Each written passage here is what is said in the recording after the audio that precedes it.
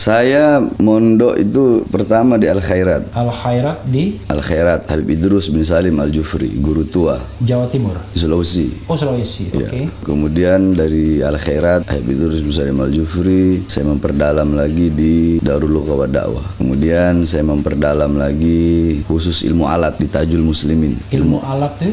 Ilmu alat itu untuk baca kitab kuning, baca kitab gundul, yakni kita belajar nahwu, sorof, i'rab, i'lal. Alat untuk membaca kitab kuning. Insya, ya, insya, balaghah, bayan, ma'ani, mantik, arud, syair, gawafi, yakni ya, Di Jawa Timur itu. di Jawa Timur. Jadi berapa tahun Habib menyelesaikan pelajaran semua itu? 18 tahun lah, selama 18 tahun. Jadi sobat era sekalian, 18 tahun itu ya hitungannya sudah lebih dari doktor.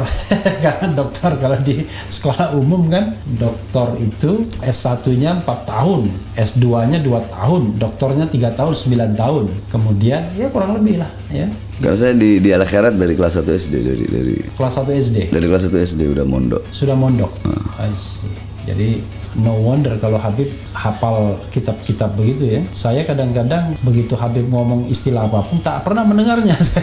Tak ada yang saya pernah dengar kitabnya. Allahu Akbar ya. Kalau berbicara masalah Indonesia, Indonesia ini milik kita semuanya, milik semua, mau Islam, mau Kristen, mau Buddha, mau Hindu, Indonesia milik kita semua. Nah, di situ pertanyaan khusus Islam. Ya. Nah, tapi saya jawab secara umum saja. Ya. Kita sebagai bangsa, sebagai rakyat yang mencintai negara kesatuan Republik Indonesia, wajib untuk membela tanah air kita sampai titik darah penghabisan. Nah, jadi kita nggak butuh kepada 1000 pemuda yang tidak ada kecemburuan, yang tidak ada rasa kesal ketika melihat bangsa Indonesia, rakyat Indonesia sengsara, acuh begitu. Kita nggak butuh.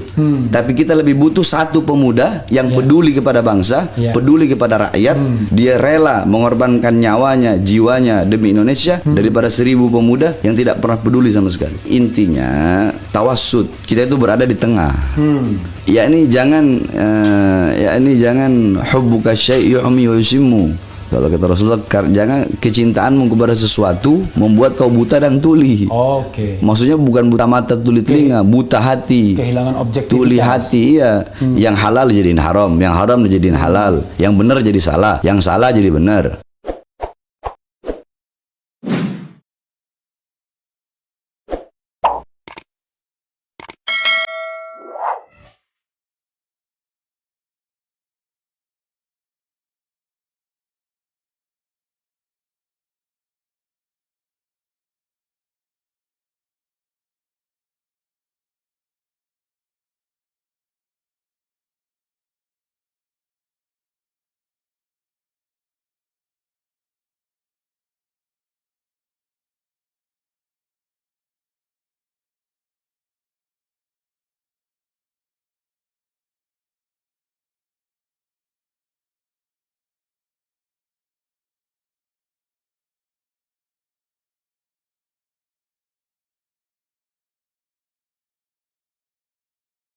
Ini ada yang nanya, belajar ilmu di mana Habib Bahar? Saya mondok itu pertama di Al Khairat. Al Khairat di Al Khairat Habib Idrus bin Salim Al Jufri, guru tua Jawa Timur. di Sulawesi. Oh, Sulawesi. Ya. Oke. Kemudian dari Al Khairat Habib Idrus bin Salim Al Jufri, saya memperdalam lagi di Darul Luqa wa Dakwah. Kemudian saya memperdalam lagi khusus ilmu alat di Tajul Muslimin. Ilmu alat tuh? Ilmu alat itu untuk baca kitab kuning, baca kitab gundul, yakni kita belajar nahwu, sorof, i'rab, i'lal. Alat untuk membaca kitab kuning. Insya, ya, insya, balaghah, bayan, ma'ani, mantik, arud, syair, gawafi, yakni ya, Di Jawa Timur itu. di Jawa Timur. Jadi berapa tahun Habib menyelesaikan pelajaran semua itu? 18 tahun lah, selama 18 tahun. Jadi sobat era sekalian, 18 tahun itu ya hitungannya sudah lebih dari doktor. Karena dokter kalau di sekolah umum kan, doktor itu S1-nya 4 tahun, S2-nya 2 tahun, doktornya 3 tahun, 9 tahun. Kemudian ya kurang lebih lah ya. Karena saya di Al Khairat dari kelas 1 SD, dari Kelas 1 SD. kelas 1 SD udah mondok. Sudah mondok. I see. Jadi no wonder kalau Habib hafal kitab-kitab begitu ya. Saya kadang-kadang begitu Habib ngomong istilah apapun tak pernah mendengarnya. Tak ada yang saya pernah dengar kitabnya. Allahu Akbar ya. Oke. Wah, banyak sekali ini. Jepara hadir Bang RH. Mau tanya Bib, apa yang kudu kita lakukan khususnya umat Islam di saat ini tentang kondisi Indonesia sekarang? Makasih Bib, nanya begitu. Apa yang harus dilakukan? Ini saya bacakan lagi ya. Mau tanya Bib, apa yang kudu kita lakukan khususnya umat Islam di saat ini tentang kondisi Indonesia sekarang? Kita sebagai bangsa, sebagai rakyat yang mencintai negara kesatuan Republik Indonesia, wajib untuk membela tanah air kita sampai titik darah penghabisan. Nah, jadi kita nggak butuh kepada 1000 pemuda yang tidak ada kecemburuan, yang tidak ada rasa kesal ketika melihat bangsa Indonesia, rakyat Indonesia sengsara, acuh begitu. Kita nggak butuh. Tapi kita lebih butuh satu pemuda yang peduli kepada bangsa, peduli kepada rakyat. Dia rela mengorbankan nyawanya, jiwanya demi Indonesia daripada 1000 pemuda yang tidak pernah peduli sama sekali. Apalagi yang hedonis ya. Iya, ya ini sering kan Ana bilang, Ana Bahar bin Smith jangankan cuma di penjara. Demi bangsa, Bang Refli selama ini saya ceramah apa sih? Apa? Yang saya bela rakyat yang susah, rakyat yang miskin. Sering saya bilang, kita orang ini mondok, kita ngerti, tidak boleh melawan pemerintah yang sah. Nggak boleh. Dalam Islam tidak boleh mengajarkan pemerintah yang sah dilawan, nggak boleh. Yang kita lawan ini ketidakadilannya, ketidakbenarannya, kezalimannya, kemungkarannya, bukan pemerintahnya. Karena apa? Fasadur ra'iyah bifasadul ra'iyah bifasadil umara wa fasadul umara bifasadil ulama. Rakyat negara ini rusak karena rusaknya pemerintah. Rusaknya pemerintah karena rusaknya para ulama. Kenapa? Karena banyak ulama tarkun nasiha wa tarkul irsyad lahum. Banyak ulama yang meninggalkan nasihat kepada pemerintah tersebut. Kezalimannya dibiarkan, kebijakan-kebijakan yang tidak berpihak kepada rakyat, kebijakan-kebijakan yang berpihak kepada asing, kebijakan-kebijakan yang bisa menyengsarakan rakyat dibiarkan sama ulamanya. Sehingga rusaklah. Jadi rakyat rusak, negara rusak karena pemerintah, pemerintah rusak karena ulama. Kenapa? Banyak ulama yang diam terhadap kezaliman. Bukan hanya mendiamkan, bahkan bukan itu. Alimun alladzi yaj'alu ilmahu tabi'an li ra'yil muluk. Orang berilmu yang menjadikan ilmunya untuk mengikuti kemauan penguasa. Penguasa maunya A. Ini ulama tahu A ini salah, bukan enggak, tapi cari dalil untuk membenarkan yang salah. Itu namanya legitimator. Dia memberikan legitimasi. Kalau kita bilang kalimatul haq uridu bihal batil. Kalimatnya benar, bawa ayat Quran, bawa hadis, tapi dengan tujuan-tujuan yang tidak betul. Berdiri depan babu sudah, berdiri depan pintu sudah, pintu kekuasaan dengan mengharapkan harta, pangkat dan jabatan. Karena di dalam hukum yang saya pahami, hukum non agama, memang kayak Pak Mahfud bilang, saya ini hakim, mau membenarkan ada dalilnya, mau menyalahkan ada dalilnya. Jadi tinggal tergantung niatnya. Kalau niatnya cari kekayaan, cari kekuasaan, ya cari ayat-ayat yang kira-kira menguntungkan, kira-kira begitu. Kalau di hukum itu. Kalau saya tidak andaikan ada yang tidak sefaham dengan saya, ada yang tidak sejalan dengan saya, dan dia memiliki kebenaran, kebenarannya tidak kita hilangkan, kebaikannya tidak kita hilangkan. Sebaliknya, ada orang sefaham dengan saya, sejalan dengan saya, tapi dia punya kesalahannya kita tidak hilangkan. Salah ya salah, walaupun orang yang sejalan. Kalau ada kebenaran dari orang yang tidak sefaham, tidak sejalan, ya kita benarkan kebenarannya, tidak akan kita hilangkan. Sebaliknya, yang salah walaupun sejalan dengan kita, ya kita salahkan. Tidak akan kita hilangkan kesalahannya, tidak akan membenarkan yang salah walaupun kesalahan itu datang dari kawan. Dan tidak akan menyalahkan yang benar walaupun kebenaran itu datangnya dari lawan atau orang yang tidak sejalan dengan kita. Intinya kita tidak pernah khawatir bahkan kehilangan teman sekalipun kalau memang kita menyatakan yang hak, kira-kira begitu. Ya ini intinya tawassut. Kita itu berada di tengah. Ini jangan hubbuka syai' yu'mi wa yusimmu. Kalau kata Rasulullah, jangan kecintaanmu kepada sesuatu membuat kau buta dan tuli. Maksudnya bukan buta mata, tuli telinga, buta hati. Kehilangan objektivitas. Tuli hati, Yang halal jadiin haram, yang haram jadiin halal, yang benar jadi salah, yang salah jadi benar. Bib, ini ada yang tanya ya, mengapa Habib kurang membahas tentang tasawuf dan tariqat gitu? Salam Habibana bukan kurang membahas tentang tasawuf dan thariqah. Bang Refli, saya ini ngajar di pondok setiap malam Selasa. Itu saya ngajar kitab Mukasyafatul Qulub karangan Imam Ghazali. Saya ngajar kitab Ihya Ulumuddin karangan Imam Ghazali. Saya ngajar kitab Nashai'ud Diniyah karangan Habib Abdullah bin Alwi Al-Haddad. Saya ngajar kitab Ar-Risalah karangan Imam Al-Qushairi, Risalah Al-Qushairiyah. Itu semua kitab tentang tasawuf. Cuma nggak pernah ada masukin ke YouTube. Yang masukkan YouTube kitab-kitab tentang kritik kepada pemerintah. Giliran saya lagi kritik pemerintah, lagi ceramah tegas keras masukin ke YouTube. Oke. Saya ceramah bahas akhlak, bahas tasawuf, bahas syariat, bahas hakikat, bahas tarekat. Mana ada yang masukin ke YouTube? Nggak ada. Nah kalau di Refli Harun Channel kan mereka insya Allah tahu kan. Jadi, Iya makanya dan juga ada orang bilang, wow itu Habib Bahar ceramahnya keras, marah-marah, berapi-api. Saya ceramah begitu itu bukan gitu, orang ini nggak tahu dalil. Justru makanya saya kan bilang terserah orang mau bilang apa, terserah, saya nggak pernah peduli. Mereka mau bilang Bahar bin Smith begini ceramahnya marah-marah, Rasulullah itu tidak pernah begitu. Kata siapa Rasulullah tidak pernah begitu? Rasulullah SAW dikatakan kana idza khataba ihmarrat ainahu. Nabi Muhammad itu kalau lagi khutbah, kalau lagi ceramah, ihmarrat ainahu, merah kedua mata beliau. Oke. Wa ala sautuhu, meninggi suara beliau. Wa ishtadda ghadabuhu, bertambah kemarahan beliau.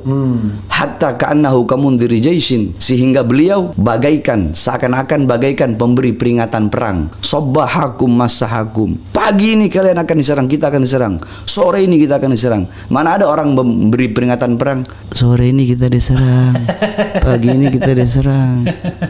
Makanya orang bilang saya biar terserah, mereka mungkin kurang, wallah biarkan saja. Yakni kita orang yang ceramah tegas tidak pernah menghilangkan kelembutan Nabi. Kenapa nggak dimasukkan? Ayo, ceramah saya bahas akhlak Nabi, adab Nabi, sopan santun Nabi, bagaimana Nabi Muhammad kepada orang Yahudi, kepada Nasrani, kepada kafir Zimmi, Harbi, kepada kafir Muamman, bagaimana Nabi Muhammad kepada kafir kepada orang-orang kafir, bagaimana para sahabat-sahabat, bagaimana Sayyidina Umar bin Abdul Aziz. Nggak pernah ada dimasukin. Giliran saya lagi kritik pemerintah dimasukkan. Udah begitu ada lagi yang ngelaporin lah. Orang kita ini negara demokrasi. Justru pemerintah itu kita kritik untuk membangun. Ini loh yang benar seperti ini salah, ini benar. Itu kalau pemerintahnya mau dengar. Tapi kalau pemerintah ini kan negara demokrasi. Kalau nggak mau dikritik ya jangan bikin negara demokrasi. Ini kan kita negara demokrasi. Karena NKRI harga mati bagaimana? Jadi jangan ngomong nasionalis. Saya nasionalis cuma di mulut bagaimana kok? Justru kita orang ini yang mau kalau dibilang nasionalis. Jadi karena kalau yang didengarkan para cukong, susah juga. Kalau didengarkan para oligarki ya susah juga gitu ya. Kalau Bang Rafli mau tahu, iya, di lapas itu tidak perlu saya sebutkan lah namanya. Iya. Ada beberapa napiter, Napiter saudara-saudara ya. kita ya, yang mengatakan Indonesia itu togut. Pemerintah Indonesia togut, polisi togut. Togut itu apa ya? Nah, makanya mereka bilang seperti itu. Iya. Saya marah. Saya bilang kau belajar dari mana? Kau bilang pemerintah Indonesia togut, kau bilang polisi togut, tentara togut, kau bilang ini togut, ini togut. Semua orang yang nggak sejalan sama kau bilang togut. Kau tahu nggak artinya togut itu apa? Jangan kau hanya ini. Ini saya jelaskan. Satu, dalam kitab tafsir Ma'alimut Tanzil Al-Imam Baghawi, dalam tafsir Jami'ul Bayan Al-Imam Ibnu Jarir At-Tabari, yakni qala Abdullah bin Mas'ud ay at-taghut al-kahin au as-sahir. Sayyidina Abdullah bin Mas'ud berkata, taghut itu adalah kahin, dukun, au sahir atau penyihir. Terus dalam kitab Anwarut Tanzil Imam Baydawi, kemudian dalam kitab Madarikut Tanzil Imam An-Nasafi, kitab tafsir, dijelaskan gal Abdullah bin Umar at-taghut ay al-asnam. Taghut itu adalah berhala. Au Ka'ab ibn Ashraf atau Ka'ab ibn Ashraf. Ka'ab ibn Ashraf itu pemuka Yahudi. Pemuka Yahudi di zaman Nabi Muhammad. Iya, Ka'ab ibn Ashraf. Nah, kemudian ada lagi di dalam kitab tafsir Ibnu Katsir, kemudian tafsir Bidayah wa Nihayah Imam Al-Qurtubi. Di situ dijelaskan qala Malik ibn Yasir at-taghut ay al-iblis au asyaiton. Taghut itu iblis. Taghut itu syaitan. Tafsir Jalalain Al-Imam Jalaluddin Al-Mahalli dan Imam Jalaluddin Suyuti, tafsir Ad-Durrul Manthur, tafsir Al-Ma'thur Al-Imam Suyuti. Kemudian dikatakan di situ ini yang paling sahih. Gala Sayyidina Umar bin Khattab, berkata Sayyidina Umar bin Khattab, at-taghut kullu ma abina min dunillah fahuwa taghut. Apapun yang disembah selain Allah itu adalah taghut. Saya bilang ke mereka, ini pemerintah Indonesia mayoritas muslim. Taghutnya di mana? Itu polisi muslim. Yang kalian bom itu orang muslim. Kalian ngebom Polres itu mati orang muslim. Yang kalian bilang taghut. Taghutnya di mana? Sedangkan penjelasan yang sudah saya jelaskan tadi tentang taghut itu, mana taghutnya? Nah, dari situlah akhirnya mereka mulai paham, lama-lama masuk. Nah, akhirnya mereka, ya sering saya katakan hadis hubbul watan minal iman. Cinta tanah air itu bagian daripada iman. Apa itu waton? Nah, Al-Imam Ibnu Alan beliau mengatakan juga apa itu waton. Al-Imam Ibnu Alan, terus Al-Imam Ibnu Athir, yakni para ahli kata. Beliau ini para ahli kata, ahli bahasa. Dalam kitab Lisanul Mizan, kitab Lisanul Mizan juga dijelaskan waton itu tanah, yakni tempat, yakni ada yang mengatakan tempat lahir. Ada yang mengatakan tempat tinggal siapapun yang tinggal di situ, berarti dia watoni. Ada juga yang bilang tempat lahir. Nah, berarti itu watoni, termasuk watoni. Ya ini seperti itu. Makanya saya orang mau bilang apa terserah, mereka nggak tahu saya kok. Terserah aja. Ini ada lagi Bib ya, dari Budi Marianto. Bang Refli, tolong tanyakan kenapa para habaib tidak bersatu untuk membela IBHRS yang sedang dizolimi Allah. Nah, terserah Habib mau jawab apa enggak. Kalau saya jawab itu nanti emosi saya. Karena itu jangan jawab. Ya. Jadi begini Bang Rafli. Sekarang saya tanya, saya cecar Bang Rafli ya, boleh? Boleh. 1 tambah 9 berapa? 10. 8 tambah 2? 10. 5 tambah 5? 10. 6 tambah 4? 10. 7 tambah 3? 10. Hasilnya sama nggak? Sama. Cara pembagiannya? Beda. Begitulah habaib. Ada yang lembut, ada yang berdakwah, ada yang tegas, ada yang amar ma'ruf, ada yang nahi mungkar. Ada yang tukang ngadu-ngadu ke polisi juga, ada juga. Ya, kalau itu nggak termasuk di hitungan tadi. Oh, nggak masuk hitungan tadi ya, karena hasilnya beda itu.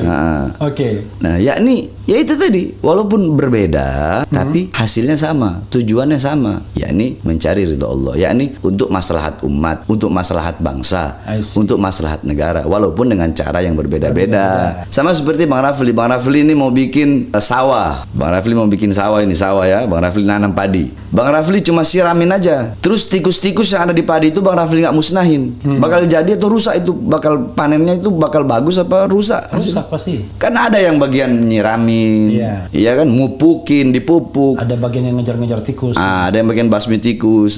Termasuk depan Bang Rafli ini bagian basmi tikus-tikusnya. Koruptor, pengkhianat bangsa. Itu harus dikasih peringatan. Kalau Refli Harun pasti setuju Bib yang begitu-begitu ya. Iya, kebenaran ya kita sampaikan. Karena kalau amar ma'ruf konon katanya jauh lebih mudah daripada nahi mungkar, ya kan? Ya ini kalau kita borong semua. Dakwah ya, amar ma'ruf ya, nahi mungkar ya, apapun resikonya. Itu two side in one coin ya. Jadi dua sisi. Ya ini kita ada sama. Ya ini kalau kita begini, kita ceramah tegas nih. Kita tidak menghilangkan kelembutan Nabi. Jadi yang lembut juga jangan hilangkan ketegasan Nabi. Begitu.